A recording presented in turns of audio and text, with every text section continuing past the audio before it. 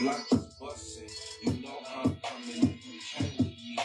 You know what's going, stop playing with me. I want all the smoke, we can cut the shit you think bad enough to test. And you know how I'm coming, I ain't got nothing. You know when I pull up on your block is busting.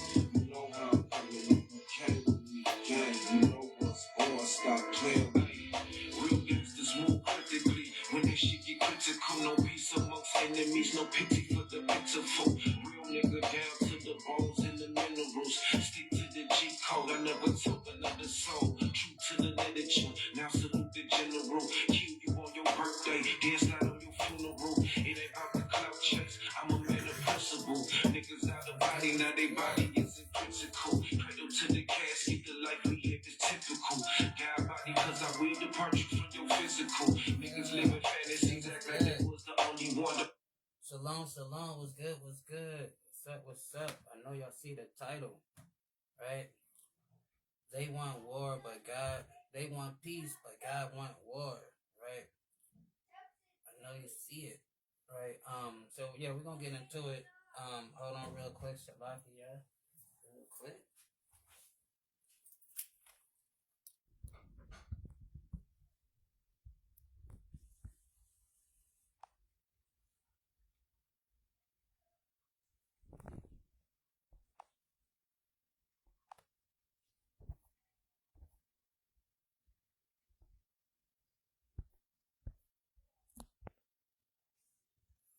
Alright. But yeah, of course, you know, we want to start by giving praises to the Most High, and we do so in His only begotten Son, Yahweh Shai, right? And it's who the world mistakenly called Jesus Christ, right? So yeah, right, we're gonna look at a few of these little inserts though from these articles before we get into the whole thingy thing, right? So yeah, you know what's going on. You know, we keeping our eyes open on this World War III thing. You know, watching the developments of it, right? And you know, cause keeping our eyes on you know, watching for prophecies. You know, seeing how prophecy is playing out, and you know this you know uh watching the news and all that, looking at current events. So yeah, you know, they're Trump supposed to be trying to meet with Putin. You know, the real Pushai to try to squash whatever's going on, right? With the war and stuff. So yeah, just read a few things, right? So it says U.S. envoy Witkoff to discuss new Gaza ceasefire proposal with Qatari PM Prime Minister, focusing on hostage release and aid entry. Proposal ceasefire include release of all hostages for wars in Israel withdrawal from Gaza. Israel approves military takeover of Gaza City, sparking international condemnation and concerns for hostage safety. And that's the thing. If you know, if anybody familiar with what they call the Zionist movement, right? You know, their belief system. You know, like what they call the Temple Mount, where they have the you know, the Muslim got their mosques and stuff at, and you know, like, and you know, their thing is they believe that's where the third temple will be built. So now, on a global way, how it plays out, or how things look on a global scheme or political way, look like, oh yeah, we don't get along with the Palestinians, with the Gazan people, and they don't get along with us. Let's just go to war and take the country because it's really ours. That's a part of it, but then you got to understand it's a religious ideology behind this whole thing too. Because they believe once they the reason why they went so hard on the Gaza Strip because like again that's where the Temple Mount is, and they don't want to share it, and they feel like once they built the third temple, then that's going to usher in what they call the Messiah, and and then they're going to be able to enslave the world, and every Jewish person get 1,000 slaves, right? That's what they believe, right?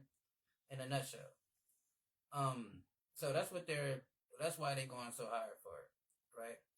Um, and they already so-called sacrificed, what they call it, a red heifer or something, right? And some of our poor Christian brothers, when I say Christian brothers, I'm talking about the black ones. Some of them, saw that and they, was like, yeah, the Messiah's coming back, they the people and all that stuff and blah, blah, blah. They did the third temple thing and they sacrificed the heifer, all that, right? And I'm looking like,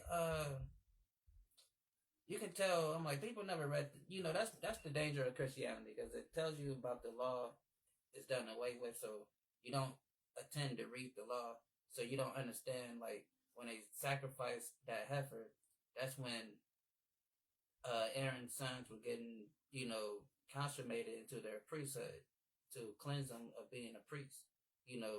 Has nothing to do with the temple. It has something to do with someone becoming a priest and they're stepping into the priesthood and they're being cleansed so they can now perform the priestly duties, right? But if you didn't follow a false ideology that's sponsored by white supremacy called Christianity, I mean, we'll know these things, right? So yeah, that's the whole religious part of the whole thing, them being just murderous animals, just anyway, it's just in their nature to kill. Other than that fact, they believe, if they can capture that, part of the land and get that, and because that's why Trump and everybody talking about building there and doing all this stuff because they believe once they build that temple, it's gonna be on and popping. They're gonna have true world domination, as if they don't got it enough, right?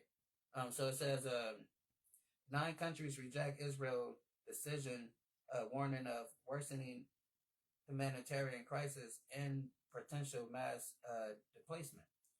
Of course, they don't care. I mean, when they started the state of Israel, it started off with the displacement of people, right? And it says aid distribution challenge challenges persist with reports of Israeli forces firing on civilians seeking assistance. Trump meets with Putin to negotiate Ukraine war end, risking legitimizing Putin while seeking diplomatic breakthrough. Right, so he's going to meet with Putin trying to end this war, but there's no end to this war, right? And it says Trump faces challenges in outsmarting Putin, who may stall in manipulating negotiations to Russia's advantage. Summit occurs amid Trump's domestic struggles, potentially boosting his approval rating if successful. He might, all right? And it says Trump has more leverage than in 2018, but most navigated complex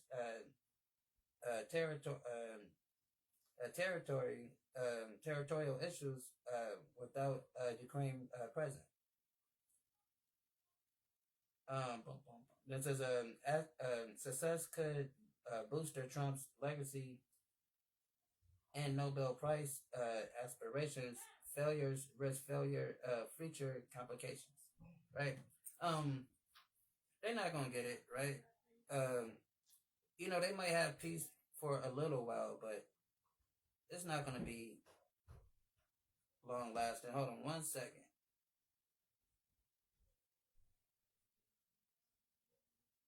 One second.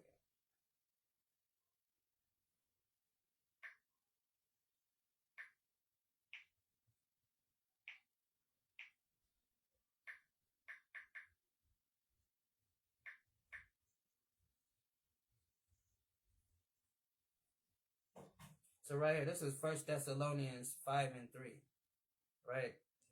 You know, because all this peace talk, because you know, he was on the news, I think, a few days ago, um, having, I think it's Armenia and some other country, he brokered a peace deal with them, right? But this is what it says: For when they shall say peace and safety, then then sudden destruction come upon them, as travail upon a woman with child, and they shall not escape. Right. So all this peace talk they trying to do, the Most High said no. Right. That's why we named it the lesson as such. They want peace, but God want war, because He said, "For when they say peace and safety, then sudden destruction cometh upon them, as travail upon a woman with child, and they shall not escape it." Right. And that's what's gonna happen when all hell break loose. There's no escaping this coming war that's coming. They trying to they best to not, go and and fight this war, right? Or and they even trying their best to not even call it a war. They even seen terms like regional conflict, right? Because and that's a slick thing that they do, right? They get away with a lot of war crimes and a lot of stuff that they're um not able to do, because of their Geneva Convention agreements and all that stuff that they got together, right? But by not calling something a war, they can do certain, military exercises in other countries and stuff without, getting the full um, flack of calling it a war, right? So, they come up with these different terminologies to get away with stuff, right? But it says, for when they say peace and safety, then sudden destruction come upon them, as travail upon a woman with child, and they shall not escape it, right? And they won't escape, right? Let's get back over it. So it says, Trump aims to restore NASA focus on space um, aspirations and national security, echoing JFK vision, right? So, they got the little Space Force thing, right, going on, right? We kind of talked about this before, right? Why they essentially got this Space Force, right? Because they really think they're going to be able to fight against Yahweh Shai, who the world calls Jesus, right? In the millions and millions of his angels, right? That's why they really got it, right? They're gonna fight with each other until then, right? But it says China military controlled space program threatens U.S. satellites and targets lunar resource like helium 3, right? Yeah, because China, they deep up there. They got their little space program also, and I see something too that America talking about they want to put a nuclear reactor on the moon, which is crazy. But this is where we at now. This is the ultimate arms race, right? And back just like how it was in the '60s when it was, doing a nuclear arms race and they went to the moon or so, whatever, right? And so it's the same thing, right? It's an arms race. And the next frontier is having what they call space galactic a galactic force, right? The little space force thing, right? Because then it says previous administrations criticized for neglecting NASA core mission in favor of identity politics and climate initiatives. Trump return to Washington signals a renewal commitment to U.S. space dominance. Experts advocate for appointing qualified leaders to NASA, emphasizing merit over identity politics, right? So they want to establish their little stuff in there because I'm pretty sure the little space station that Russia got, I'm pretty sure they got missiles up there. Pretty sure China got their stuff too, right? Um, so they want to be able to deflect these missiles too that Russia and China and these other countries from the BRIC can potentially shoot at them. So they trying to, I seen something else that I don't even know if I don't know if we read that or not, but they trying to get their version of the Iron Dome, but they're gonna call it the Golden Dome, right? Where they're able to, deflect missiles and all that stuff, right? And so they're trying to put something up in space so they can, be able to block missiles and all that, right?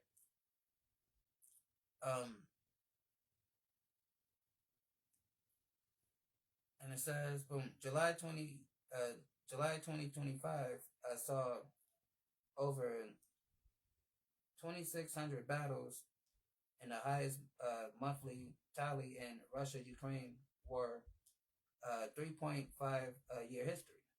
Russia intensified its offense in eastern Ukraine, advancing Donetsk and Kharkiv and towards Dnipropetrovsk.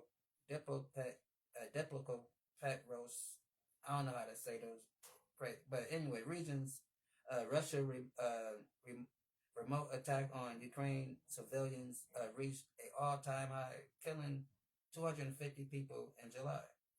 Ukraine shifts airstrike targets to Russia defense contractors, aiming to disrupt drone productions. Trump-Putin summit in Alaska aims to end war as battle airstrikes continue to abate. Right, but we just read in First Thessalonians when they say peace and safety, set and destruction. Right, and it says Zelensky dismiss Trump-Putin summit peace deals, excluding Ukraine and vows not to secede territory. So that's gonna be a problem, right? So Zelensky is like, look, whatever you and Pushaysky come up with, I'm not down with it because number one, we're not in a negotiation room to talk, right? So, but you got to remember that when he was in the Oval Office or whenever, a few months back, and Trump and them kind of checked him and stuff, right? Trump was like, slow down, like you ain't got the cars, you know what I'm saying? You ain't got the cars to be talking right now, right? He like, look, you want us to save you, right? So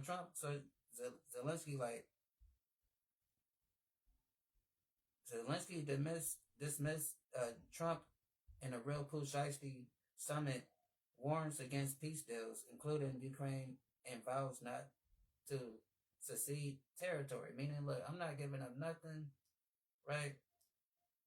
Then, he's mad because they was excluded from the meeting.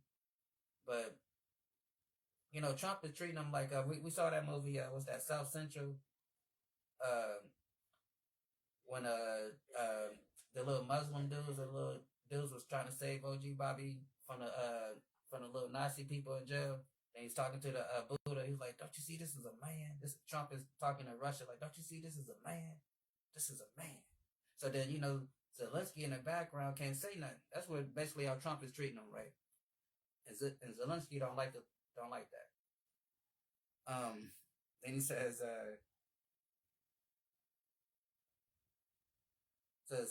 Ukraine Air Force intercept Russia drones and missiles. Hold on. Trump plans to meet with Putin in Alaska, potentially marginalizing Ukraine and Europe interest in peace negotiations. Ukraine Air Forces intercept Russia drones and missiles, while Russia claims to have shot down Ukraine drones. Recent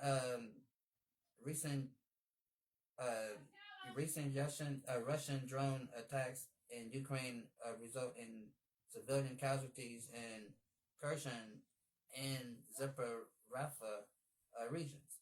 The summit could pivot for the 3-year war, but significant differences remain between Moscow, right? So yeah, like Putin, like with them negotiating this deal and stuff, it could potentially cut out some of the European partners and what they were trying to come up with and all that. So again, that's going back to what we brought out in Daniel, the dissension amongst the West, how they're not even on the same accord, right? And it says Trump summit with Putin. Bolton criticized location as great victory for Russia. Bolton warns Putin may take advantage of Trump, suggests neutral ground will be better. Potential peace deal may require Ukraine to cede territory. But Zelensky already said he ain't doing that, right? So it's going to be a problem. And it says, Bolton predicts it favors Russia. Trump proposed a territorial swap for Ukraine. Zelensky pushed back, wants a seat at negotiations. Look, I want to sit down and talk with, y'all can't be negotiating my future in my country without me in it, right? So, then it says, Zelensky rejects Trump's suggestion of seceding territory, citing Ukraine constitution prohibits territorial secessions. Trump announces meeting with Putin in Alaska to discuss Ukraine peace, including Ukraine excluding Ukraine representatives. Like, look, we don't need no Ukrainians around here. This me and the Russians gonna talk. Trump proposed swapping territories as a part of a potential peace deal between Ukraine and Russia. Zelensky criticized decision made without Ukraine and calling them dead decisions that will never work. Because he already said, I'm not seceding anything, right? And so it says Trump plans to meet Putin, discuss ending Ukraine war proposals, a potential territory swaps that concerns Ukraine leaders, European leaders. European allies stresses protecting Ukraine interests, demands ceasefire before negotiating, and assists on Ukraine involves the peace talk, right? So yeah, they still trying to, they ain't gonna work it out. It says Zelensky rejects territorial secession while European leaders emphasize the need for robust security guarantees for Ukraine. So, like I said, they're split on what to do. Like, of course, whatever deal Trump is coming up with is going to favor, for Russia. And other European countries, like, they're trying to, get in on their deal because Ukraine got a lot of natural resources that they can, get from them and other stuff that they export. Like, I think back here, Trump they did a grains deal with Ukraine, for wheat and all that stuff.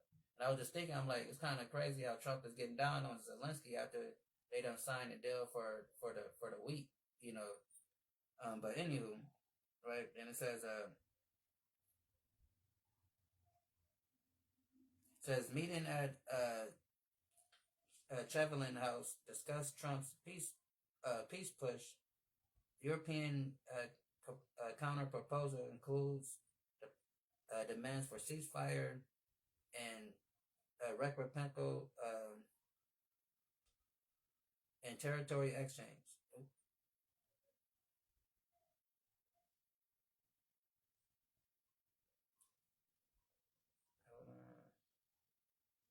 I lost my spot.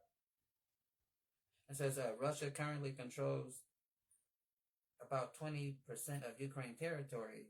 Fierce fighting continues along the 1,000 kilometer front line, right? So yeah, they going at it, right? And the fight gonna continue, and it's not gonna cease, because it might seem like it's gonna calm down, but again, like we read in Thessalonians, when they say peace and safety, then that's when sudden destruction comes, right? Just get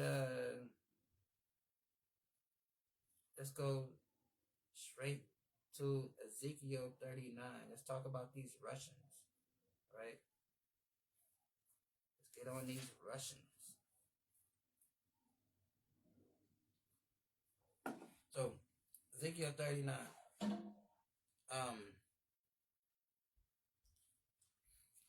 And it says, because like we understand, the Bible speaks about these nations in the Bible, right? These nations that we know currently, right?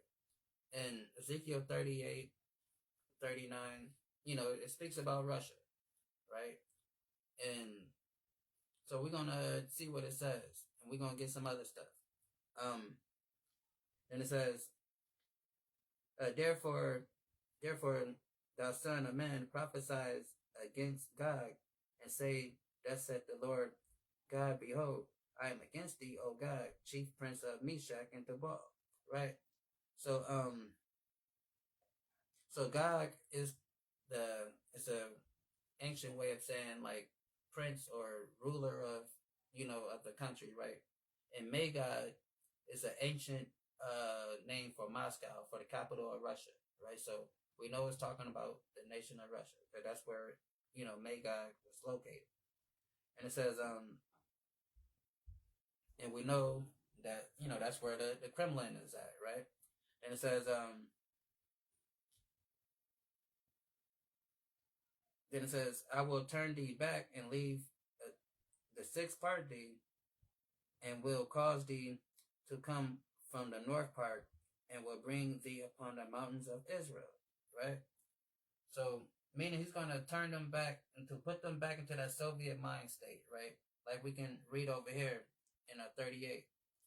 Let's get this real quick. Ezekiel 38, it says, and the word came upon the Lord, and the word of the Lord came upon me, saying, Son of man, set thy face against God in the land of Magog, chief prince of Meshach and Tubal, and prophesy against him, saying, thus said Yahweh God, behold, I am against thee, O God, chief prince of Meshach and Tubal.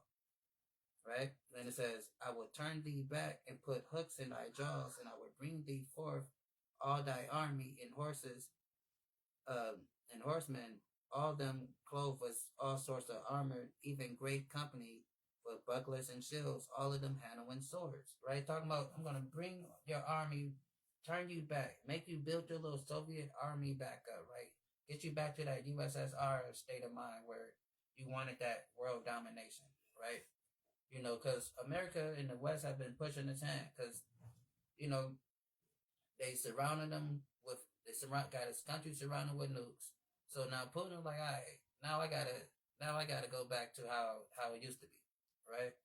So that's what he's saying. So he said, I will turn thee back and put hooks into thy jaws and bring thee forth into thy horses, right?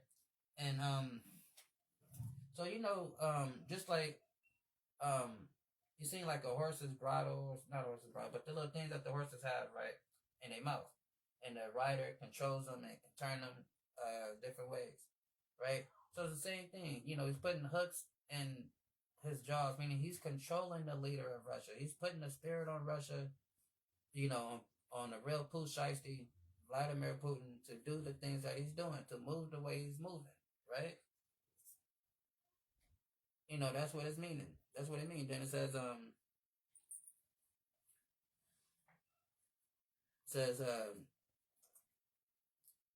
all them clothed in sorts of armor, great company with bucklers and shields, all them handling swords, meaning there's all weapons of war, right?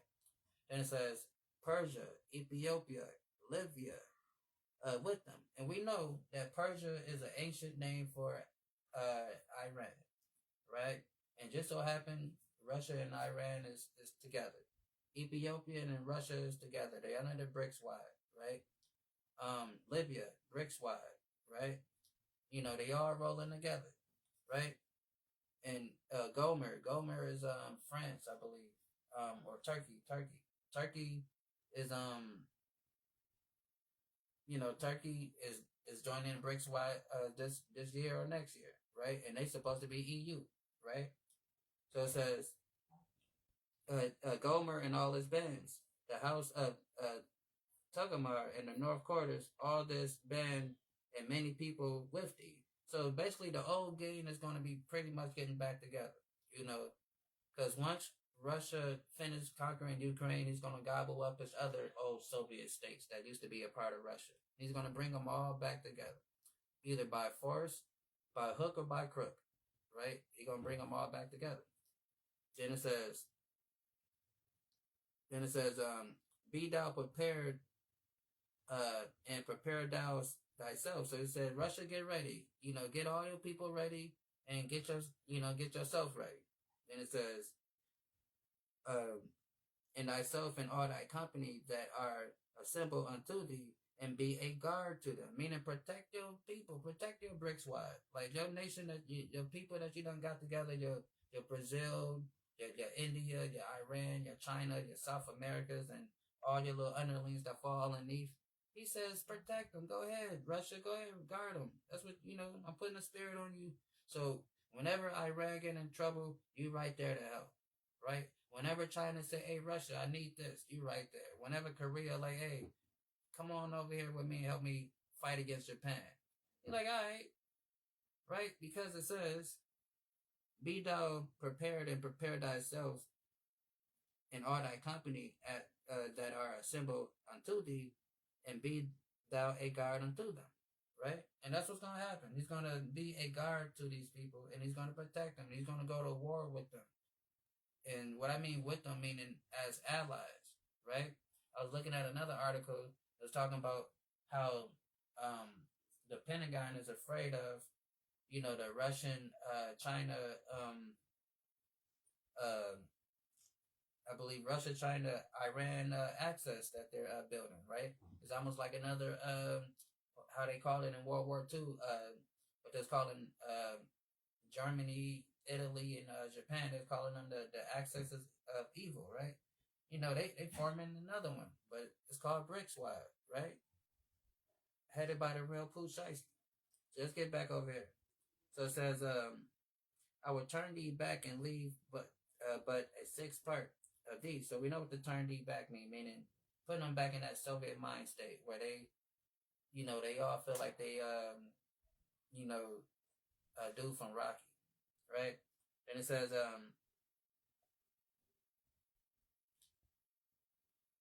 and leave but a sixth part of thee, and will cause thee to come down from the north parts, and will bring thee upon the mountains of Israel, right? So they're gonna get tough, right? They're gonna think, after they done took down the West and destroyed America, and they living in a World War Z type of state, they're gonna get tough, and they're gonna want to come down to Israel and start some trouble, right?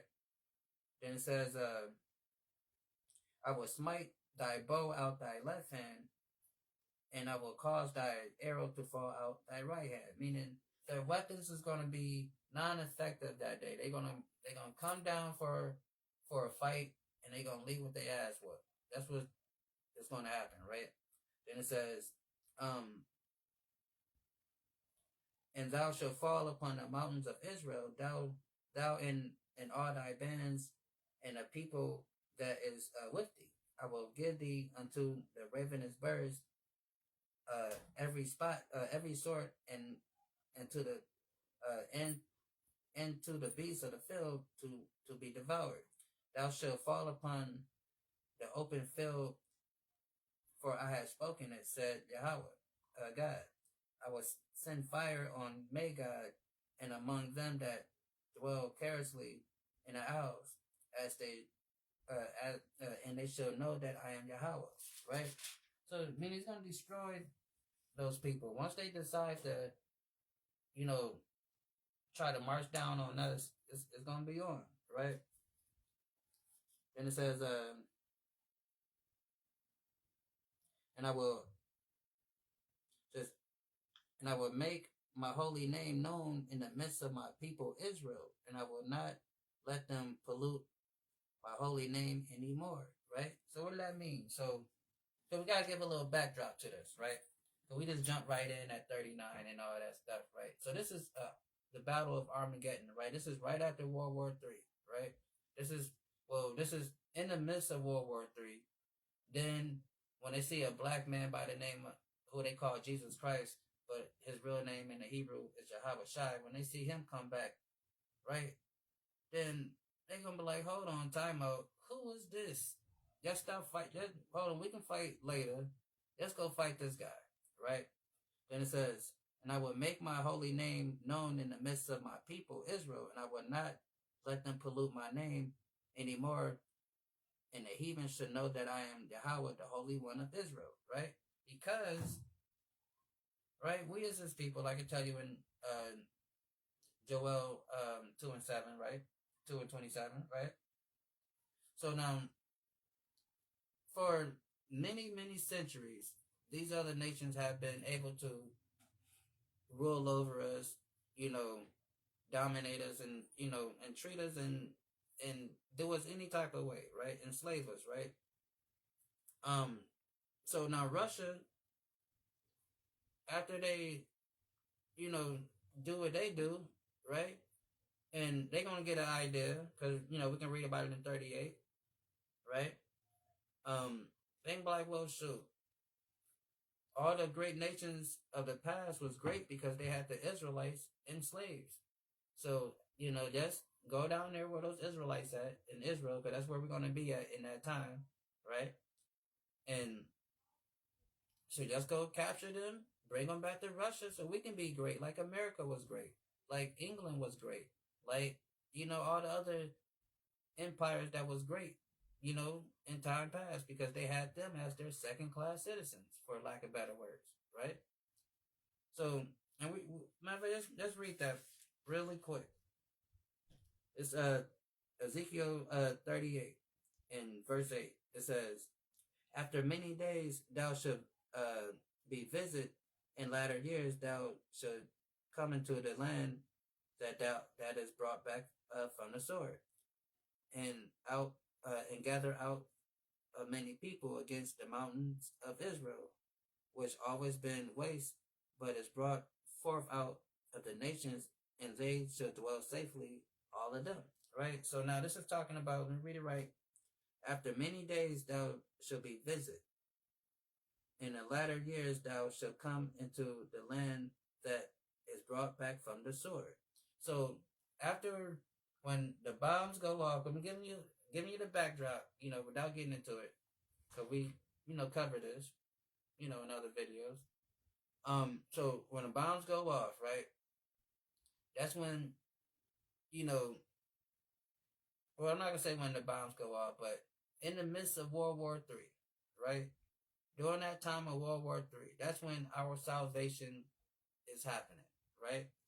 So I don't want to, throw people off or trick people, to think soon as you get the warning, I mean, because it's World War III is gonna be happening, and we're gonna have to see it, but before the whole shebang, before the whole red button get pushed, our salvation comes, within that time, right? So, cause I want people to think once World War III kicks off, our salvation happens. No, our salvation happens once they decide to nuke the place, right? So now that happens. So salvation happens for the Israelites, right? So, now we brought, so now we brought into the land, right? We're in the wilderness, doing our thing, trying to be holy. So then it says right here, so that's where it says, after many days thou shalt be visited, because, like I said, this doesn't, the way we read it, it seems like everything happened like this, but again, I always say, like, when you read these verses, sometimes these verses cover a span of time, within that one verse. So, and it's telling you, it says, after many days, thou shalt be visited. So, it might not be like, World War III could be going on for however long it may be going on. But when it happened, we chilling wherever we chilling at. And it says, and after many days, thou shalt be visited, in the latter years thou shalt come into the land that is brought back from the sword. And what is the land that's brought back from the sword? That's talking about Israel, right? Um, well, I mean, the land that was well, hold on, let me read it right. It says, and thou shalt come into the land that is brought back from the sword and gather out uh, many people against the mountains of Israel. Right. So yeah, the land of the sword is actually America. So we're brought out of America, but then Russia is going to gather all the armies of the world, like we can read in Revelation, to come and fight against Israel, right? Us in Christ, right? Then it says, which always been waste, but is brought forth out of the nations, and they have dwelt safely in them. So now, I'm explain this part too. I wish I had like a visual to show y'all, but now were those little people with the little curly stuff hanging from the side and little saucers sitting on top? They live in where they live in at, right? But it's a part of the land that's destroyed and desolate that nobody is living at. That's the real spot, right? Um, like, and like I said, like if you know the biblical history and familiar with the layout, as far as how the Bible describes it, and you see like how they got it laid out. You see that they got it all confused and stuff. But that's a whole nother thing, right? But just understand that where the actual Holy Land, what we would call where the temple's really supposed to be, is not where they trying to build the third temple at, and it's not, it's that place where that is actually really destroyed, right? Nothing is there. There's no anything, no city life, no nothing. It's actually really destroyed, right? So that's what they're talking about. So where they living at, they're there in the land, but they not there, you know, where because God got it set up where they not actually trampling in His holy spot where He actually, sanctified, right? But they over there, nonetheless, right? Then it says boom, boom, boom, and it says brought but is brought forth out of the nations, but they should dwell safely. All of them should dwell safely. All of them. So yeah, we're gonna be dwelling safety, right? Because everything, Then it says, "Thou should ascend and come like a storm. Thou should be like a cloud covered the land. Thou and all thy bands and many people with thee." So Russia's gonna see us dwelling in safety. They're gonna see that, like, hey, well, we over here in darkness. World War III, nukes them, bombed everything. Resources is very low. Those Israelite people, for whatever reason, those people over there got everything. They living good. You know, our sources telling us that they got what we need over there. So let's go attack them and steal what they got and take a few of them captive, right? And but they don't know that we got a Yahweh Shah with us over there, right? So it says,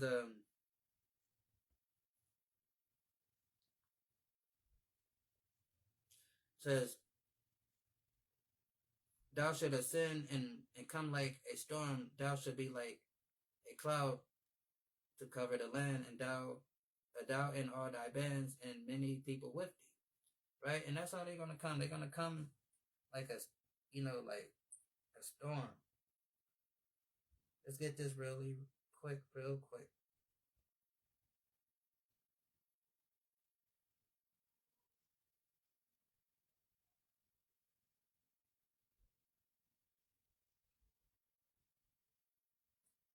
Let's get Micah 4:11, right? Micah 4:11 says, and now also many nations are gathered against thee, that say, let her be defiled, and let our eye look upon Zion. Right? So that's what they're gonna be. They're gonna be coming in like, what? Let's go charge in on these Israelites. Right? Let her what it says, um, now also many nations are gathered against thee.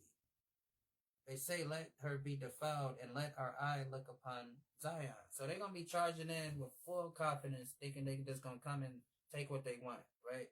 and do what they gotta do, right? But it ain't happening like that, right? Then it says,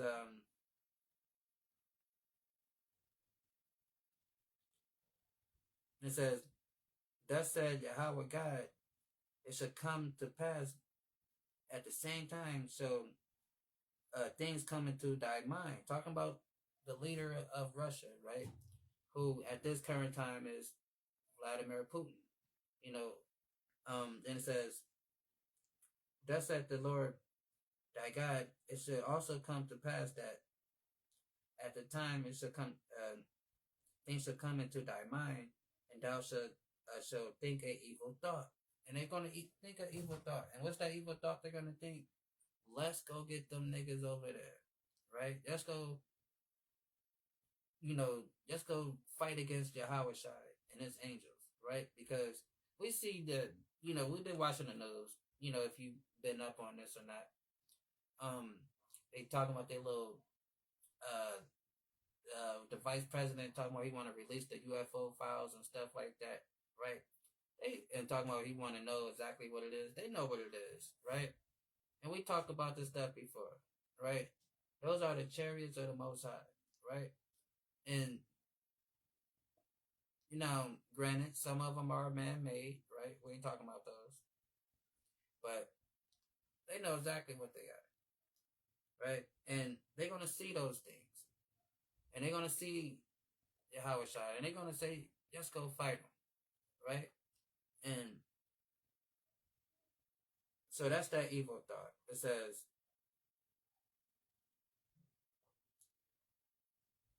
"It should also come to pass at the same time, shall things come into thy mind, and shall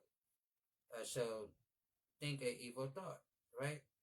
And that evil thought is, again, just fight against Christ, right?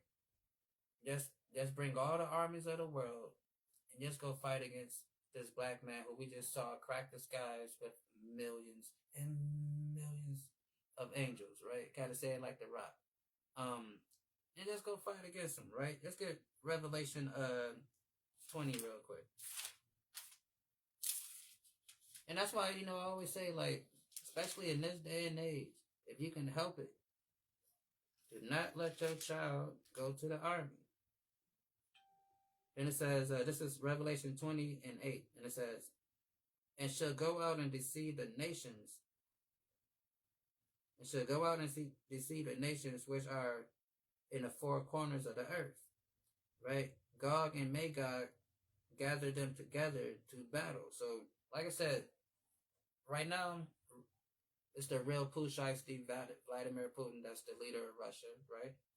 So it's saying that, it says, and shall go out to deceive the nations which are in the four corners of the earth, Gog and Magog, to gather them together to battle. So he's going to get all these nations, he's going to convince all these nations to come down to Israel with him, down to the Valley of Jehoshaphat with him, right?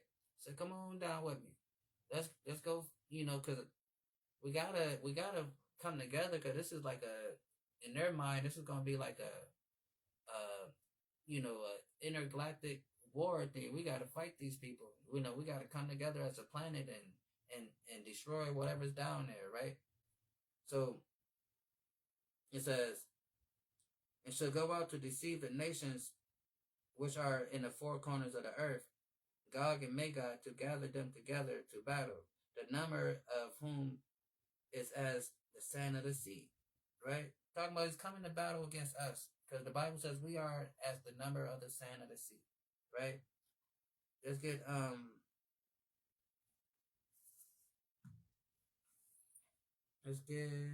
on.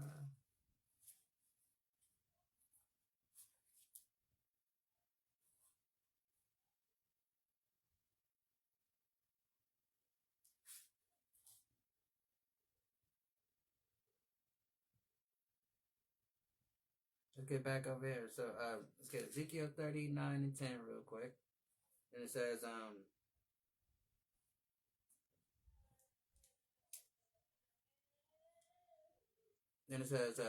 so that they shall take no wood out of the field, neither cut down any out of the forest, For they shall burn the weapons with fire, and they shall spoil those that spoil them, and rob those that rob them, said Yahweh power. Right? So what does that mean? So they're gonna try to attack us. But in that day we're gonna have the spiritual power to destroy these people. Their weapons is gonna be non-effect, like we already read in Ezekiel 39 in the beginning chapter where it says that I will smite thy bow out of thy left hand, and I will cause thy arrows to fall out of thy right hand. Right? So we're gonna have these spiritual capabilities to defeat these people, right? And what do I mean? I'm gonna prove that too in 1 second. Let's get hold on, let's get before we matter of fact, let's get it right now.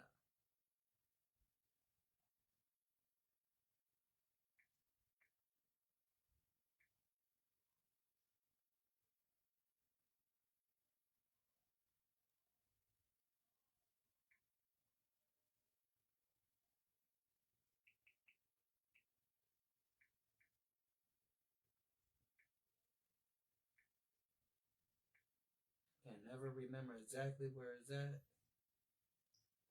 but we're gonna find it.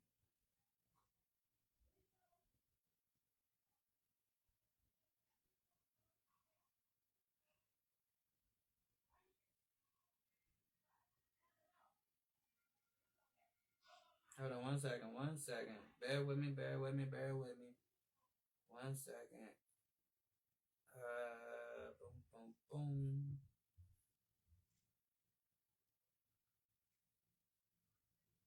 I think it's in.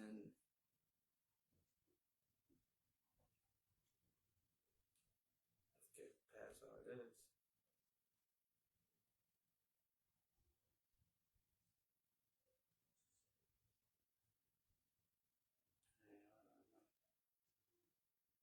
Get past all this.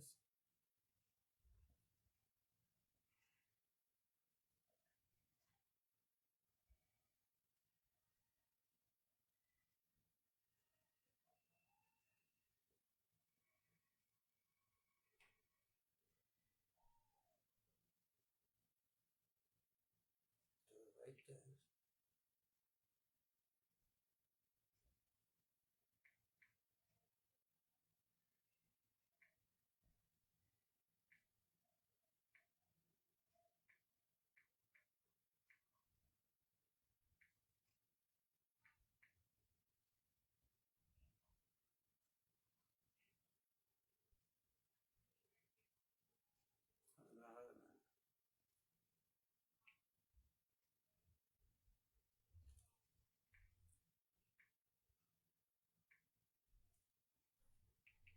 Hold on, hold on, hold on.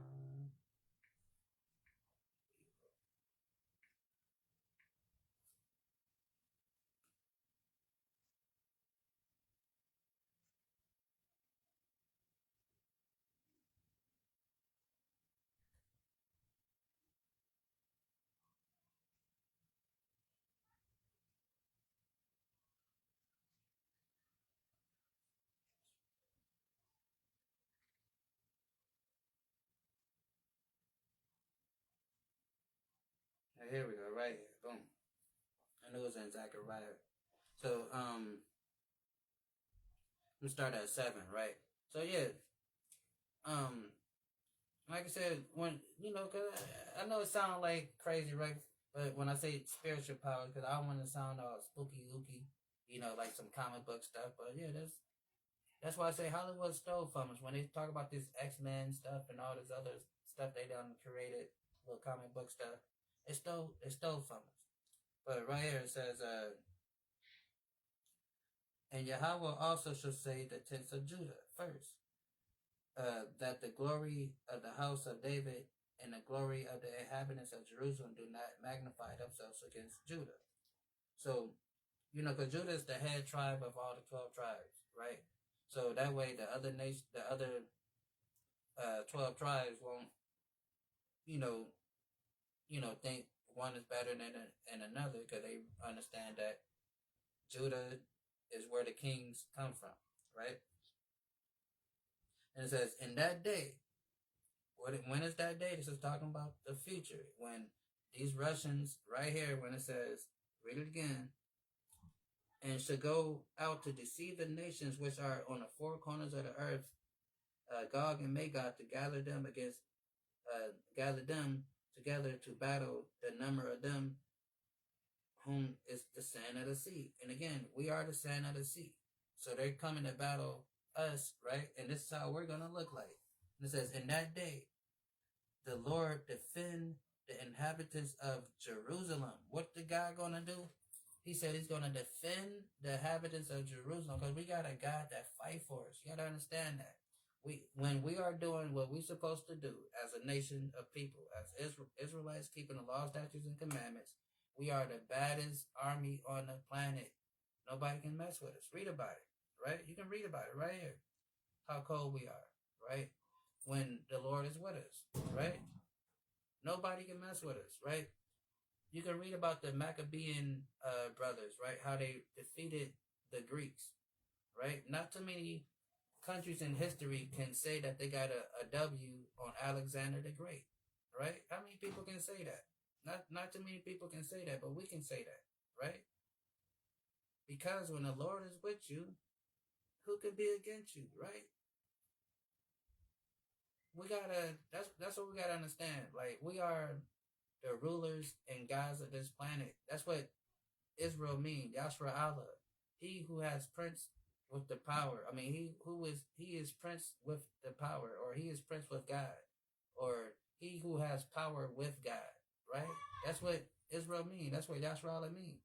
So right here it says, in that day, the Lord defend the inhabitants of Jerusalem, and he that is feeble among them. So even the ones that are weak, maybe you got a back pain, you got a little arthritis going on, right? Maybe a little old and fragile a little bit, right? Maybe you can't move like you used to, right? You can't do it like that, right? But it says, he that is feeble among them at that day shall be as David, right? How many of us know how mighty David was as a soldier, right? We know about him killing Goliath and stuff like that. We know about that, right? But David was damn near, like, think about Rambo, right? Think about Rambo. Rambo was a one-man army. They dropped Rambo in the middle of the damn jungle and say, go save America, right? David, you can read about David running up into a stronghold by himself, kicking the door by himself, running up in a spot and unaliving everything that wasn't of God, right? By himself, right? So if David got this Rambo, all military type of tactical John Wick, I'm a Jason Bourne, everybody up in here, Chuck Norris style Rambo, right? It's telling you, and he that is feeble, even the wickedest of us will be like this, right?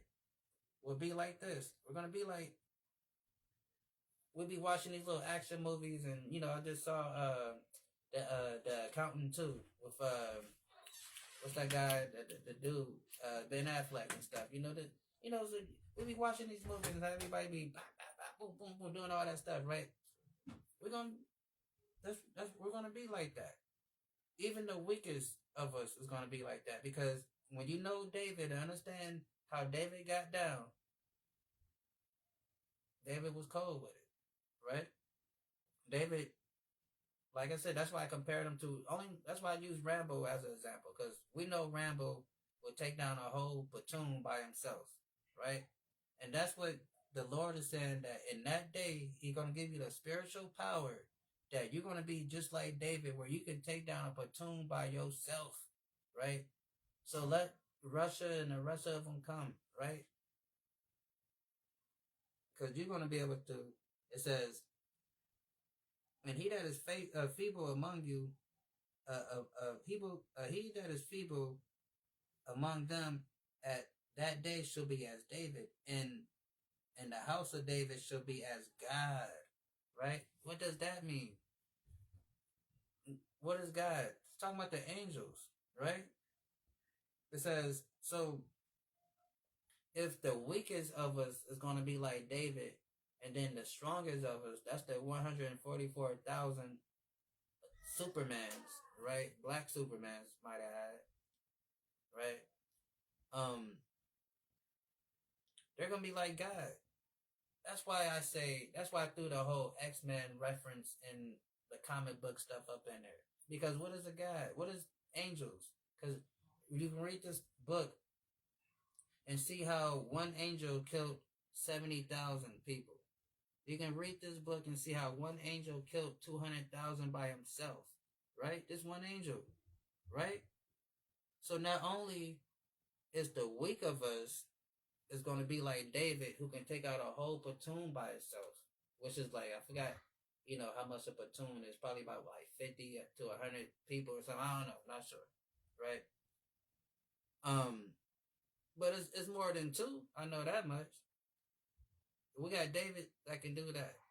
Then it's telling you that then the rest of us that's not probably older people, or probably got arthritis or some type of illness going on with us. It says the rest of us is going to be as God, as the angels of the Lord before them. That's how we're going to be so cold amongst these nations when a battle breaks out. When they really want to come, when the main event comes after the little World War III scrimmage, they trying to fight each other. Let them do their thing, right? But Armageddon is the main event, and let them come, because what it say, the Lord shall save the tents of Judah first, and the glory of the house of David, and the glory of the inhabitants of Jerusalem do not magnify themselves against Judah.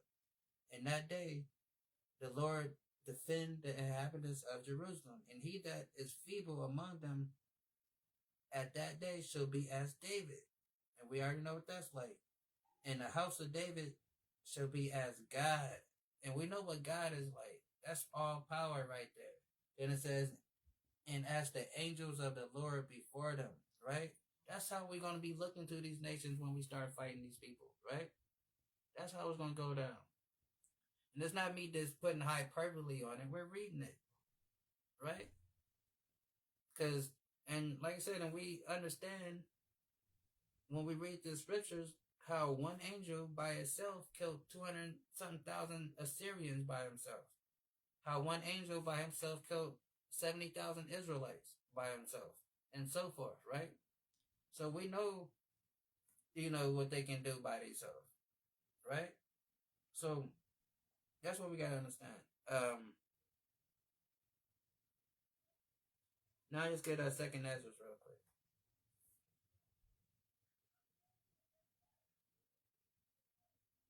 Okay, second Ezra 13 and 5, right? Let's see what we.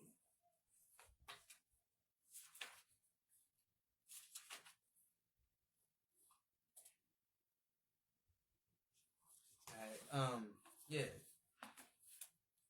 So second Ezra in 13 and 5 says this. After this I behold, and lo, there gathered a multitude of men outnumbered of the four winds of heaven to subdue the men that came out of the sea. Right? So, because we just read over here, and should go out to deceive the nations which are in the four corners of the earth, Gog and Magog, to gather them to battle, the number of whom is as the sand of the sea, right? And we know the Israelites are numbered as the sand of the sea. Then it says over here,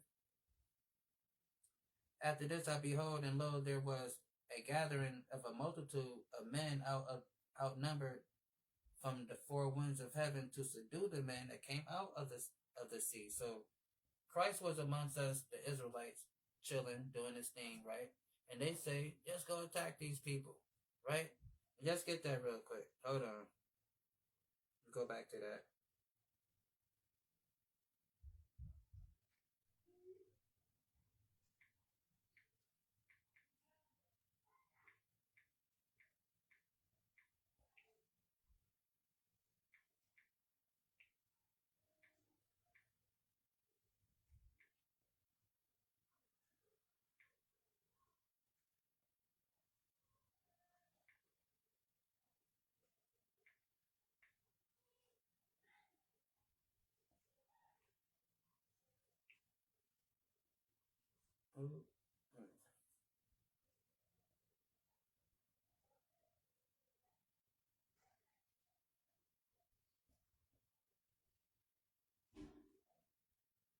right here. Second Ezra 3:43, right? So when I say we just chilling, right? When cause I know y'all probably think I'm putting a little comedy with it when I say we just chilling, but we was just chilling, right? So this second Ezra in 43. Let's start at 42. Let's start at 41. And the number of thy children of whom longest for is fulfilled, beseech the power of the Lord, that thy people which have been called from the beginning may be hallowed. So we doing our thing. We in the wilderness. We getting sanctified and stuff. God blessing us because He done saved us and all that stuff, right? Then it says, I Ezra saw upon the Mount Zion a great people whom I could not number, and they all praise the Lord with songs, right? So this is, like I said, so we understand this is end time. The great people is talking about us, the Israelites, and we're praising the Lord because we happy that we just escaped nuclear war because and all the other crazy stuff that's going on, right? And we got brought out of that crazy mess, right? So we happy, right? And it says, in the midst of them was a young man. So this is talking about Christ right here, right? In the midst of them, this is was a young man of a high stature, meaning he was a tall dude, taller than the rest. He was a giant, to be for lack of better terms, right? And it says, and upon every one of their heads he set crowns. So Jesus Christ is putting crowns on our heads, right? This is what he's doing right now, right? So this is why I say we're chilling in the desert. Just chilling in the wilderness, minding our business, right? So I know it sounds funny when I say it, but this is exactly what we was doing. I'm reading it. So it says, I Ezra saw upon Mount Zion a great people whom I could not number, and they all praised Yahweh with songs. In the midst of them there was a young man with a high stature, taller than the rest, and upon every one of their heads he set crowns. So this is Christ putting crowns on our heads. The ones that made it out, the ones that got saved and sanctified, and is coming into the covenant, right? Putting crowns on their head, right? The ones that overcame, right? So now this is what's going on, right? This is what we're doing. So now Russia and them, when we just read in Ezekiel 38, he gonna get an evil thought to come down to attack us. This is why I say we just down there chilling. We just down there chilling, getting sanctified, right? That's all we doing, right? Getting our crowns and stuff. About to be, becoming kings, about to rule this whole planet forever, ever. That's all, right? That's all we doing, right? So it says, in the midst of them was a young man of a high stature, taller than the rest, and upon every one of their heads he set crowns, and more exalted, which I set crowns and was more exalted. So every time we put a crown on our head, we praised him and we just bowed to him and we just praised Yahweh Shai, right? As he was crowning, giving us our crown. Then it says, and which I marvel greatly, right? So that's what we were doing. So then it says over here, back in Revelation, and shall go out and deceive the nations which are the four corners of the earth, Gog and Magog, to gather them together in battle, the number of whom is in the sand of the sand of the sea, right? That's what's gonna happen, right? So back to 13, Ezra 13 and 5. So now we see what we were doing before they rolled up on us with all their tanks and all that stuff, right? We was chilling, getting our crowns and stuff. Jesus like, yeah, good job, well done, you know what I'm saying? Shaking our hand, well done. Hey, yeah, who's next? Okay, well done, putting crowns on people's heads, right? So now, Ezra 13 and 5 says, after this I behold, and lo, there was gathered together a multitude of men outnumbered of the four winds of heaven to subdue the men that came out of the sea, right? And we all know what we was doing. We was chilling. They trying to catch us off guard, right? And I behold, and lo, And he graven himself a great mountain and flew upon it. But I could not see the region or place where out of the hill was graven. I could not. After this, I behold, and lo, all they which were gathered together to subdue him were so afraid, and thus, and yet thus fight. Right. So they're gonna be when they're gonna come and finally approach him. They're gonna see him face to face. They're gonna see that man who they call Jesus Christ. They're gonna see him, and he's not gonna look like who they thought he might look like, and they're gonna be terrified, right? But it says,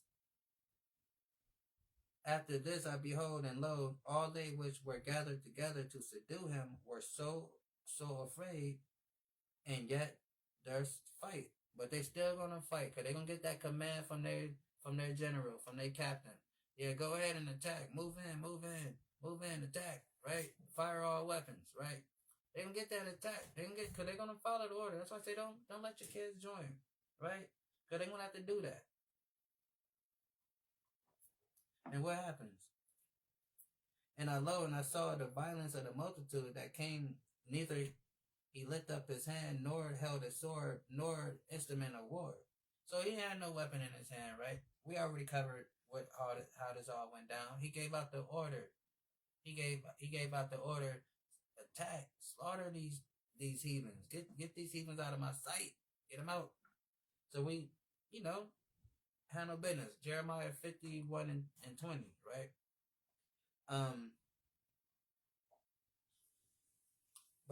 But I saw he sent out of his mouth, as it had been, a blast of fire, and out of his lips a flame of breath, and out of his tongue he cast out sparks and tempests. And they were all mixed together in a blast of fire and flame and breath, and a great tempest, and fell with violence upon the multitude. Meaning, we attack these people, like how we just read in Zechariah, how the feeble of us is gonna be like David, and the youth of us is gonna be like the angels of God, right? We destroyed these people. We disintegrated them. We beat them and mistreat them, right? That's what happened. It says, and fell with violence upon a multitude which were prepared to fight, and burnt them up every one, so that the sudden of an innumerable multitude nothing was perceived. So all these little nation armies that came together because they let some little white man named Pooh Shiesty, the real Pooh Shiesty, trick them. They got, what happened? It says, so that upon the sudden of an innumerable multitude nothing was perceived, but only dust and the smell of smoke. Meaning they got disintegrated. Once Christ released us on these nations, we disintegrated these people. I can't even think of it. We destroyed them, decimated them. We pummeled them. We turned them into powder. And all what was left, what it say, was dust and the smell of smoke. And when I saw this, I was afraid. That's what Ezra is telling us. That's what's going to happen when they try to show up and thinking that they can mess with the God, right? That's what's going to happen, right? Let's get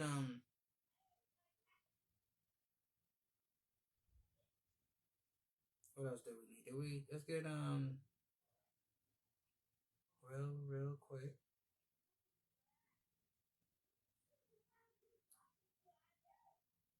Really quick.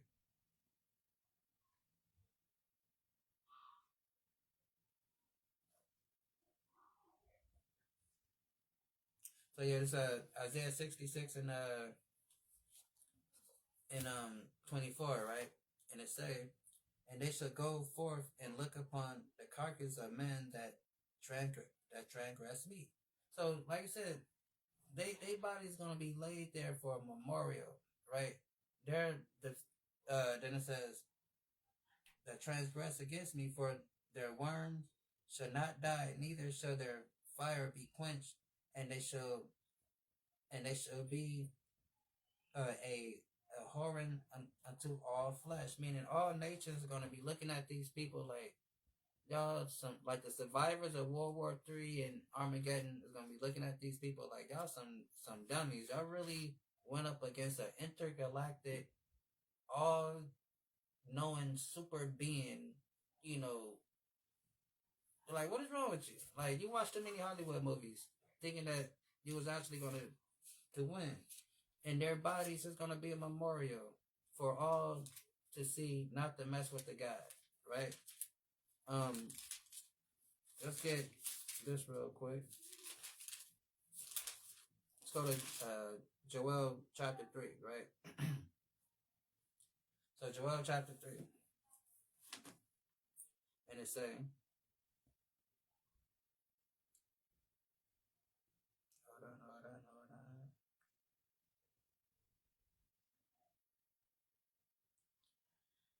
And it's a behold, in those days, behold, in those days and in that time, I shall bring again the captivity of Judah and Jerusalem.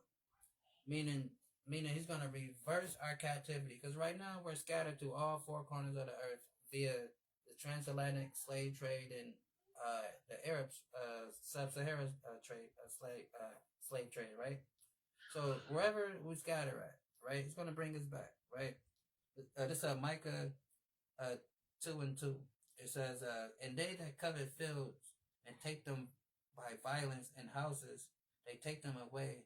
So they oppress a man in his own house, even a man in his heritage, right? And that's what happened to us, right? Because through our captivity, we've been oppressed, you know, and subjugated in various ways, you know, in these different lands that we're scattered through.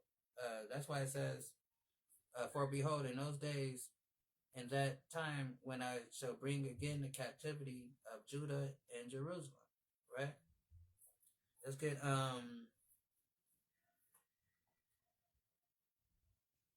Second Ezra's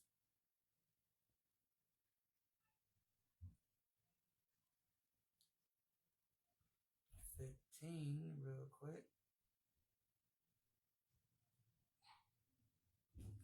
So Second Ezra 15:21 says, like as they do yet this day unto my chosen. And who is his chosen? The Israelites, his people, the black, Hispanic, and Native American people, right? It says, like they do yet this day unto my chosen, so will I do also, and recompense in their bosom. That said Yahweh God. Meaning he's gonna bring it right to their chest, right? Meaning straight to them, right? This payback that he's gonna bring them, this revenge, right?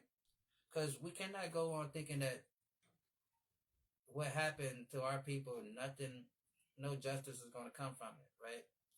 And again, like if you think nothing should happen, then I mean, I don't know what to tell you. I mean, that's not the God of this Bible, because the God of this Bible is about justice and recompense, right? And so we got to understand that. So it says,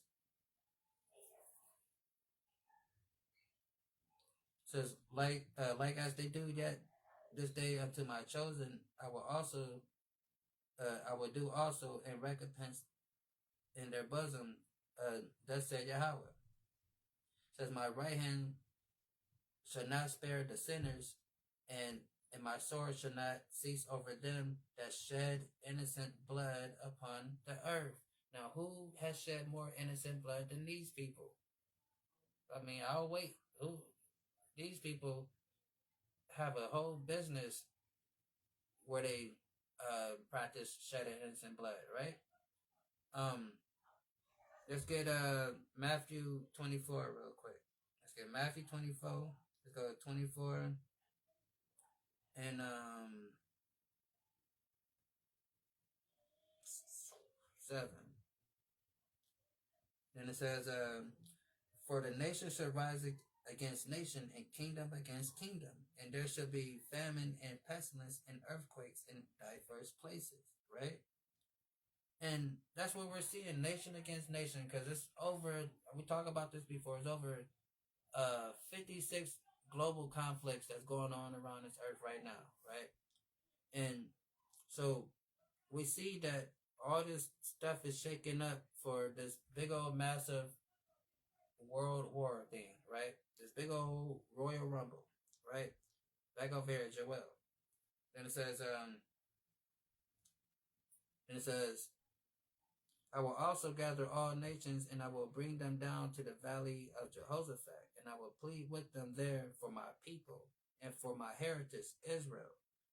Right? So God said, and what he mean by plead, he don't mean like he's gonna beg, oh please, Russia and China and Iran and America and the ones of you that's left, please don't don't hurt my Israelite people no more, please. That's not what he's talking about. He says, I, um, I will plead with them there for my people, heritage Israel, whom they have scattered among the nations, and parted my land. Right? And that's what they did. Let's go to Ezekiel real quick. Ezekiel 36. And it says,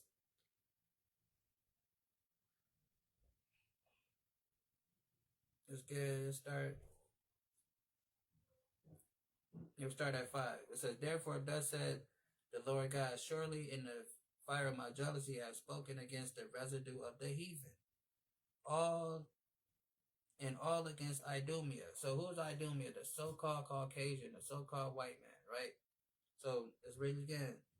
Therefore thus said the Lord God, surely in my fire of my jealousy I have spoken against all the residue of the heathen. Meaning all these nations have a judgment, right? And then it's a comma here. Now he's specifying a certain nation right here. Then it says, and against all Idumea, which have appointed my land into their possession, right? And this is for those that don't believe that, Esau is the white man but right here, we know history, right? Who controls the land of Israel right now? The so-called Caucasian, right? They are making decisions on who goes over there, who don't goes over there. The Balfour Declaration that happened in 1948, that was set up where it says right here. It says, Idumea, which has appointed my land into their possessions. Idumea is a Greek way of saying Edom, right? It says, Idumea, which has appointed my land into their possessions with the joy of their heart, with despiteful minds to cast out for a prey. And that's what they have. They done cast out Israel for a prey. They selling parts off. They got Donald Trump over there talking about how he want to make Gaza the new Mar-a-Lago and like turn into some type of little casino type Vegas strip area. Make it a little party thing, right? That's what they're trying to do. So that then sold it off to the Jews, the Jewish man, right? The Arabs, all them people, right? That's over there, the Ethiopians, right? It says they cast it out for a prey. Prophesy therefore concerning the land of Israel, saying unto the mountains of the hills, to the rivers and the valley, thus said Yahweh God, behold, I have spoken in my jealousy and my fury, because ye have borne the shame of the heathen.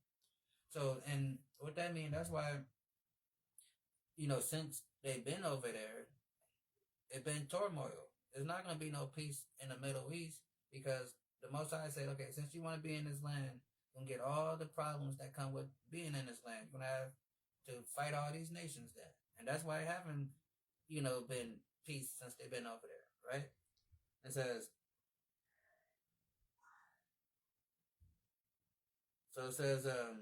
and therefore thus said the Lord God, I have lifted up my hand, surely the heathen that are about you, they bear their shame, right? And like I said, they're gonna bear the shame. That's why they're gonna bear the shame of the land, because they over there fighting every day to stay over there, right? Just to try to prove that they should be over there.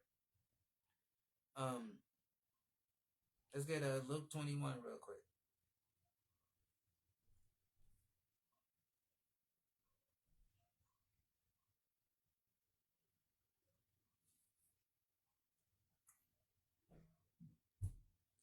Luke 21 and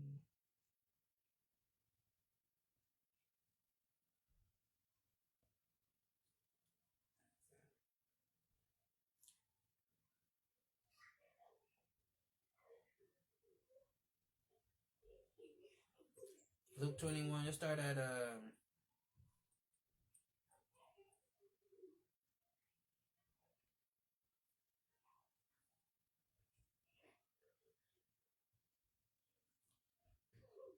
let's start at 10. And it says, and then he said unto them, nation shall rise against nation and kingdom against kingdom. Right? Because like I said, he's gonna bring them down to the valley of Jehoshaphat, and it says, I will plead with them there for my people and for my heritage. Right? And it says, um a nation shall rise against nation and kingdom against kingdom, and great earthquakes shall be in diverse places, and famine and pestilence and fearful sights and great signs shall be there, be there, be from heaven, right? And we just had like a blood moon, last night I believe. Speaking of the great signs from heaven, right? Then I think there's a eclipse coming next month, I think. So I mean, like I said, it's, seeing the signs in heaven. You remember last time we had a blood moon? I think Russia done went into Ukraine and blew up some stuff, right? I think last time too, the whole Israel thing happened, right? Um, so yeah, exciting times. Then it says,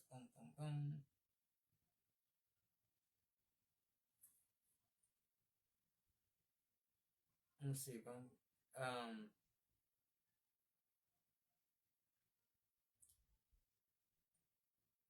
So yeah, right. But yeah, that's it on that. Then let's get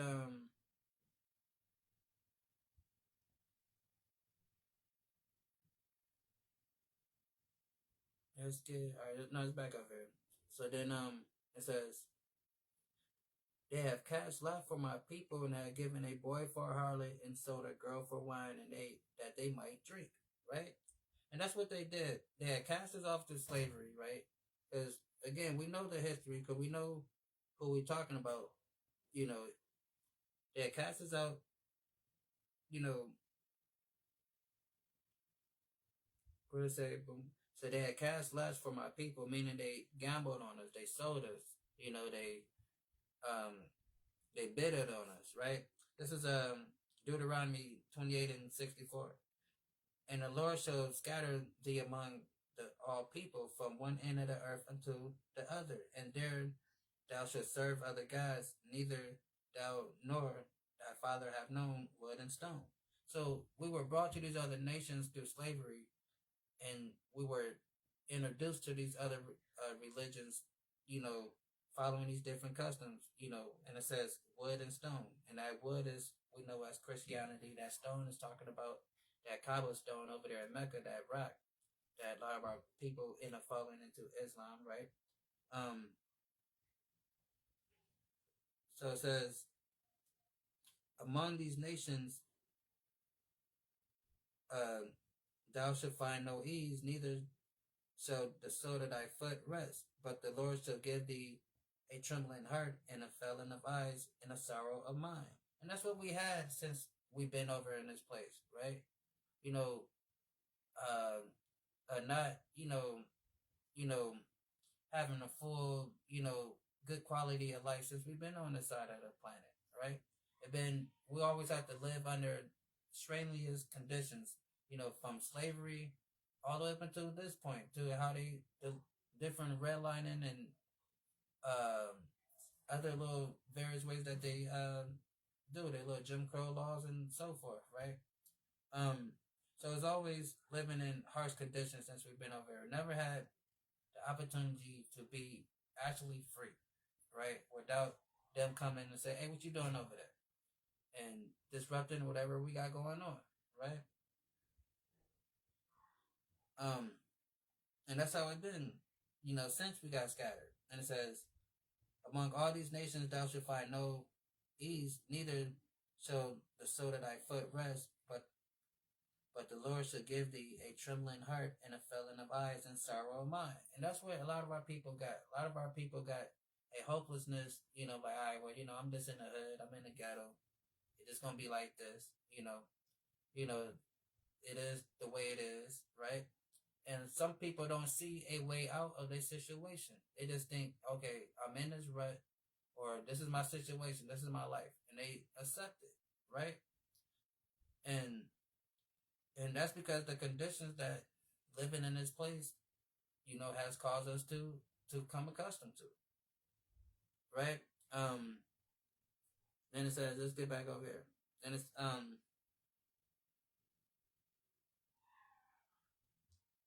then it says, um,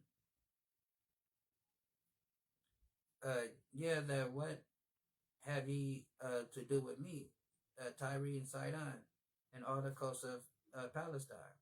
Will ye render me a recompense? And if ye recompense me swiftly and speedily, I will return your recompense upon your head. So God's like, what can you do to pay me back? Like, you mad at me for what? You sold my people into slavery. You did all type of horrible things to my people. What you mad at me for? What you think you can do stuff to get back at me? And if you do anything that you think that you can get back at me, I'm going to spin it back on you double time, right? So it says, because ye have taken my silver and my gold and have carried into your temples my goodly pleasure things. They robbed us. They took everything from us, right? We see we all seen a little picture of the Romans carrying a little menorah. It took about like 11 of them to carry it out because it was so big, right? They took everything, right? They stole all of our gold. When they took us from Africa, they didn't just steal people when they took us from Africa. They took our belongings with us. They took our gold. They took our silver. They took everything, right? They took it all.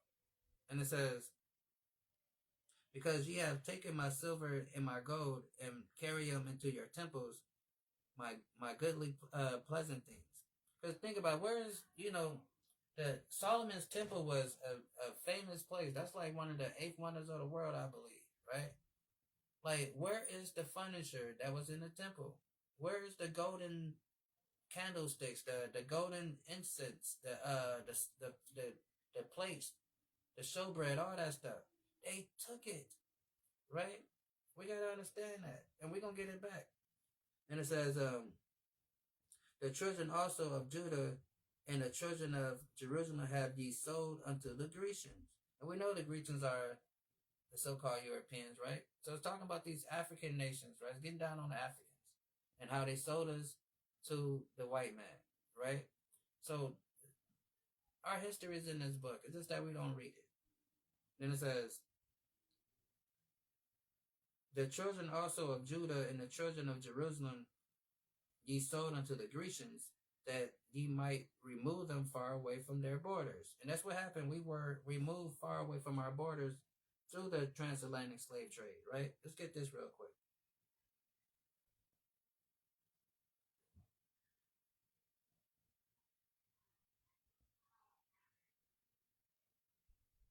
So this is Zechariah 9 and 6. It says, a bastard shall dwell in Asgad, right? Asgad is a city in Israel, right? And we already read how Edom, the so-called white man, is over there controlling everything and dictating what's going over there. And what it say over here? A bastard should dwell in Asgad, and I will cut off the pride of the Philistines. So those people that's in the land is not who they say they are. They are imposters who are not registered on the roster. That's who they are, right? They're not who they say they are. And we let them off the hook, right? Like dude said, but in reverse. They're not who they say they are, and we let them off the hook by letting them go around saying who they say they are, right? when we know the truth? It says a bastard should dwell in Asgard. So who the hell are those people that's over there now, right? Living in the land of Israel, claiming to be the people when they don't keep the not one law, and majority of them over there are atheists, right? They are a secular society. How could they be the people of God when they are secular? We got to ask ourselves these questions, right? So it says, a bastard should dwell in Asgard, and I will cut off the pride of the Philistines, right? Back over here. And it says, because ye had taken my silver and gold. Okay, I read that. Then it says, Amos 3 and 5.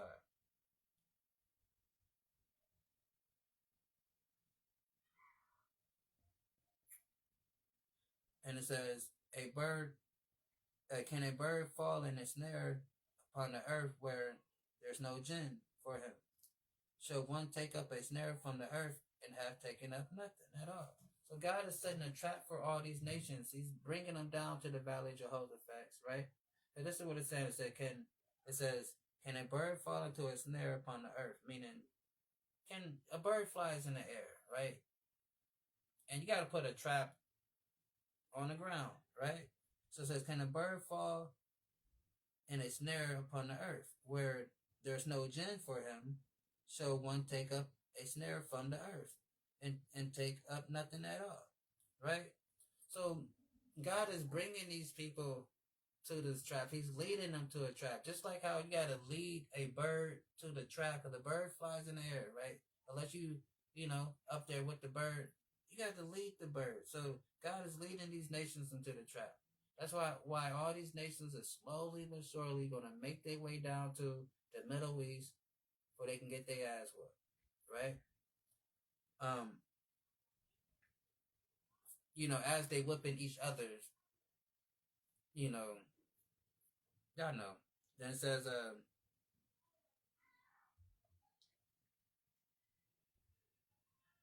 so yeah, then just get, it says, behold, I will raise them out of the place where ye sold them, and I will return your recompense on your own head, and I will sell your sons and your daughters unto the children of Judah, and they shall sell them to the Sabians, to a people far off, for the Lord has spoken it, right? So, I don't even know who the Sabians is, but whoever they are, they far off, and they're going to get sold to those people, right? That's called justice, right? That's called trading places like Eddie Murphy and Dan Aykroyd, right? That's what that's called, right? It's called trading places, right? Because we serve a God of justice. You think we can go through what we go through and nothing happen, right? Everybody just cool? No, it don't work like that. God wouldn't be God if it worked like that, right? And it says, just get this real quick. Let's get Baruch 4 and 24. And it says, like as now the righteous of Zion have seen your captivity, so shall they see shortly your salvation from your God, which shall come. Hold on, let me read it right. Like now the neighbors of Zion have seen your captivity. So these nations have seen the Black, Hispanic, and Native American people go into captivity. They've seen the hellish conditions that America and the Americas have put us in, right? The nation's seen it, right? They witnessed it, right? And what it say? It says, like now the neighbors of Zion have seen your captivity, so they see shortly your salvation. So they're going to see our salvation too. So they saw the downfall of us. They witnessed us go down. They saw how we were downtrodden and treated, right? And they did nothing. They did nothing. They didn't put up no GoFundMe. The nations didn't come together and sanction America and England and Spain and Portugal and and the Dutch, they didn't do nothing to them, right? Because they got rich with it also. So it says, like now the neighbors of Zion have seen your captivity. So they see what happened to us. They watched it, right? And it says, so shall they see shortly your salvation. So they're gonna have to see our salvation. Just like how they sit and witness the destruction of our people, and no nation shot a arrow or fire a musket or send a damn tank. African didn't, they said, they try to say, oh yeah, we all African. They ain't go, African didn't send a damn canoe after us or nothing, right? They sat and watched it and got rich while we starved, right? And it says, so they should see shortly your salvation from our God, which shall come upon you with great glory and brightness of everlasting. Right? My children suffered patiently the wrath that is come upon you from God, for thy enemy hath persecuted thee, but shortly thou shalt see his destruction. So we're gonna see this place be destroyed. Hopefully we can see the fall of our enemy, because it tells us that is a blessing from God to see the fall of your enemy. It tells us, I forgot exactly what book is in. We can get it if we need to.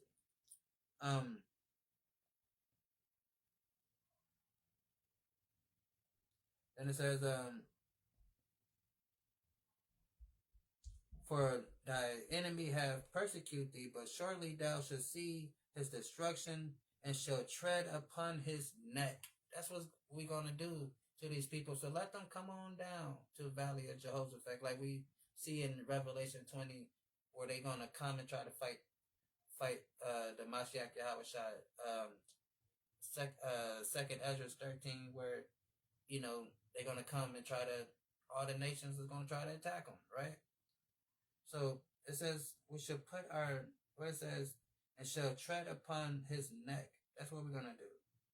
But surely thou shalt see his destruction and tread upon his neck, right? What's the other one I was thinking about? Oh yeah, okay, I got it now. I think we find it real quick. Wisdom of Solomon.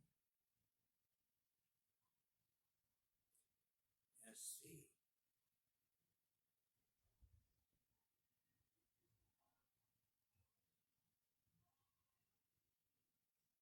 So yeah, this is Wisdom of Solomon, chapter 5, right? I'm gonna start at 1. So it says, then shall the righteous man stand in great boldness before the face of such that have afflicted him. So in that day, we're going to stand in great boldness in front of these nations that all did us wrong, right? That all afflicted us, right? And it says, a great boldness before the face of all that afflicted him, and made no account of his labors. So they don't make that's why they can't give us reparations, because there's no amount of money that can pay us back, because they made no accounts of our labor. That it would cost them trillions and gazillions to pay us back. They made all the way, if you want to count the time of slavery going up to the Jim Crow laws, they made $4.7 trillion off of free labor from us. That's just going up to the Jim Crow laws. Is 4.7 trillion, not including all the way up into 2025, how much money they still making off of our backs, right? It says they made no accounts of their labor, meaning they didn't even think twice how much all the work we done did, the inventions that we done created, everything that we did to further this society. They don't even think twice about it. They say a white man did it. They tell you they trick you to think that some white guy did all these inventions, when we created every basic essential thing for society. We had to do with that, right? But think about it.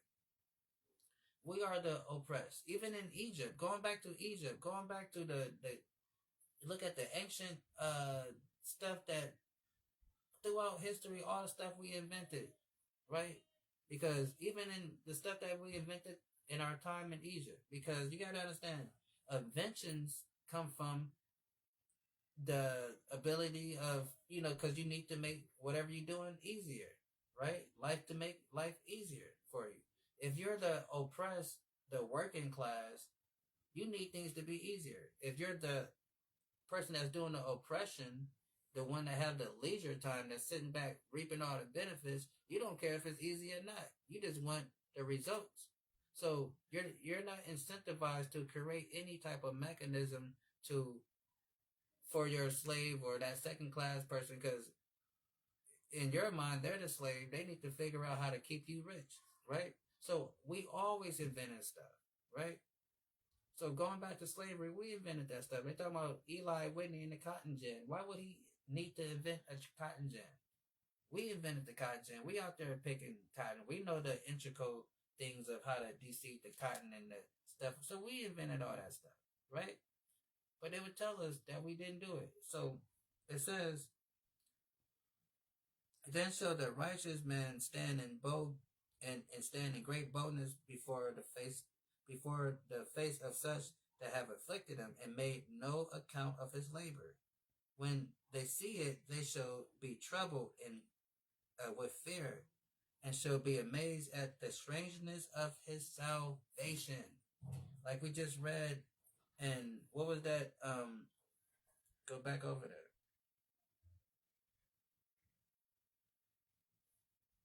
Baruch, Baruch, 4:24, right? What did it say? Hold on one sec.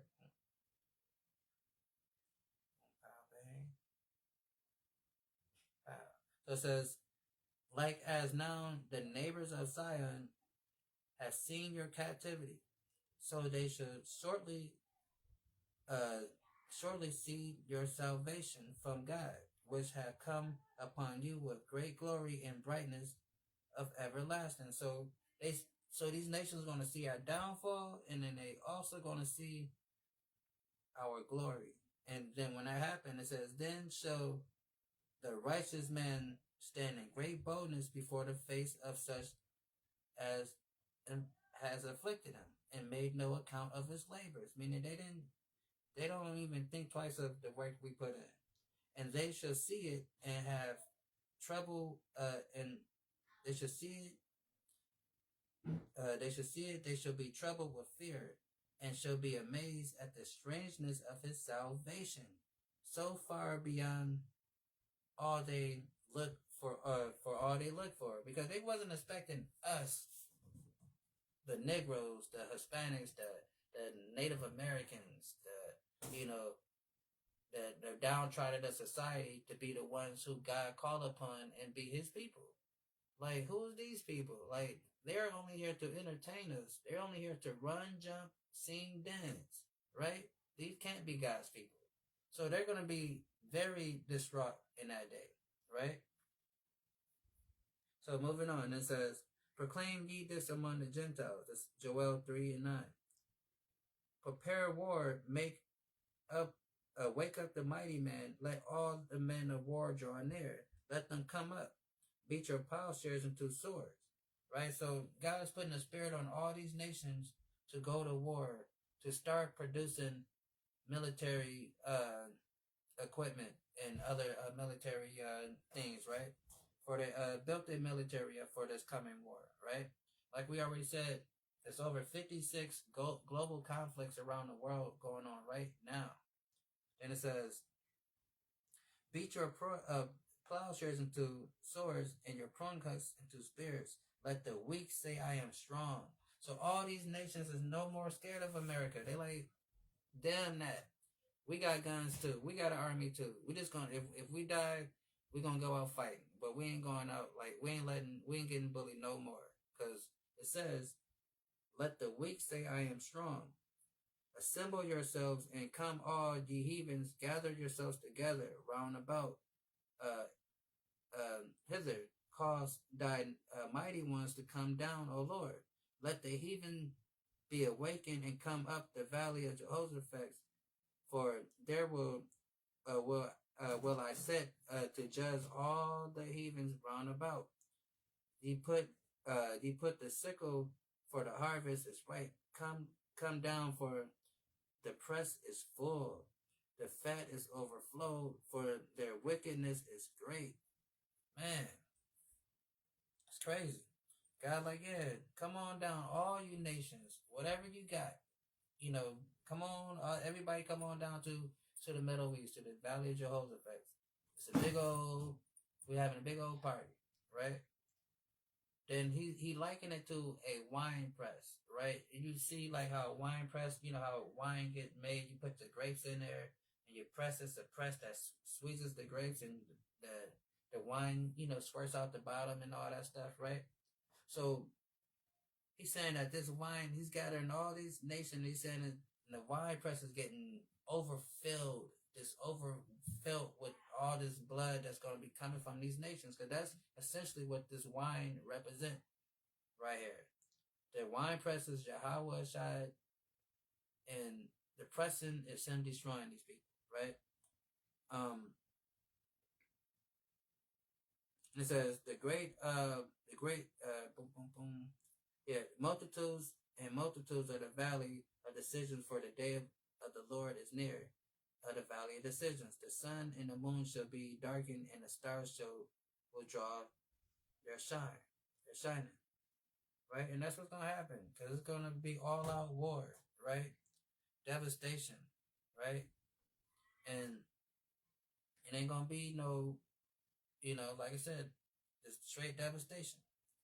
And of course, when it says the sun and the moon shall be darkened, that's double fold, because it's talking about, of course, when war going off, those bombs going off, that's going to make it dark. And then, of course, we know the moon and the sun and the stars is talking about the knowledge and wisdom of God, right? So people, natural wits, their understanding is going to be gone in that day. They're going to be, like I said, living like this is Mad Max, like Thunderdome, right? That's why I always talk about, liking it to the Book of Eli or World War Z. People are going to be out of their mind. But the Israelites in that day is going to have the light, right? We're going to have the light, right? So they're going to have to come to us to get, to learn and get back straight, to turn this world back to or turn this world into a utopia, like we can read in Isaiah chapter 2, right? But yeah, that's pretty much it, though. We're gonna end it right there, right? So yeah, cause we see like all this stuff is shaping up. All these nations is coming together. It's not gonna be no peace. The Most High got a plan, and this plan is centered around punishing these nations for what they have done to his people, right? And and that's something that can't get around, because a lot of people don't want to acknowledge the judgment part of of the Most High, like God doesn't also pass judgment, and so like I said, these nations can't get away with use this feature. Please make sure what they your have app is done, running and can access the internet. And nothing, expect nothing to happen, right? And we shouldn't expect that God don't do anything. If we think that God should not do anything, then we need to check ourselves. That's crazy. So we gotta understand that. So again, hope that was edifying, right? Got a little understanding about this World War III Armageddon thing, how it's gonna play out, trying to bring all these nations down to one spot so you can get them there, so you can judge them, right? Because that's what the Valley of Jehoshaphat means, the Valley of Decisions. So yeah, right? And say shalom, peace. Hopefully that was edifying, right? Until next time, we out.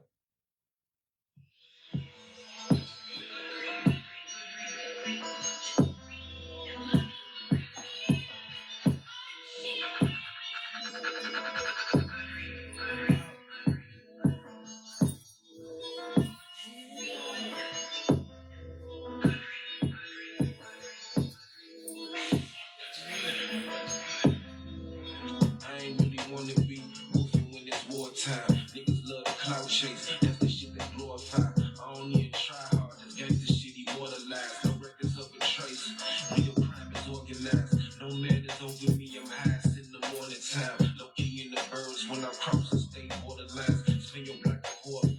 Fuck you, bitch, you mortified. I'm standing where you draw the line, nigga, hold the line. My nutsack, I'm grabbing mine, over mine, quit holding mine. You gon' get this work and some overtime, you know the vibe. Little nigga, you know it's me. I don't need them to know it's me. When conflict get crucial, I can't help but do them bogusly. Smoke you like a stove, beat you like you stole from me. Niggas out of body, put you back.